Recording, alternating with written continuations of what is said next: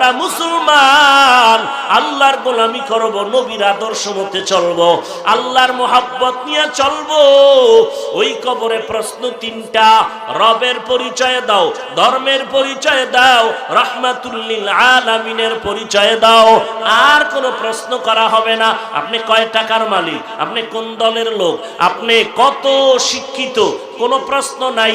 সবার বেলায় প্রশ্ন তিনটা, হিন্দু, বৌদ্ধ, মুসলমান, হুজুর যে যেই লাইনের হোক না কেন, ফেরেশতারা প্রশ্ন করবে আমাকেও তিনটা, আপনাকেও তিনটা। রবের পরিচয় দাও, ধর্মের পরিচয় দাও, রাহমাতুল লিল আলামিনের পরিচয় দাও। দুনিয়াতে যারা রবের গোলামি করে যাবে তারা কবরে গিয়া জবাব দিবে রব্বি আল্লাহ, আমার রব আল্লাহ। দুনিয়াতে যারা ইসলাম মেনে যাবে তারা কবরে গিয়া জবাব দিবে দ্বীন আল ইসলাম, আমার ধর্মের নাম ইসলাম।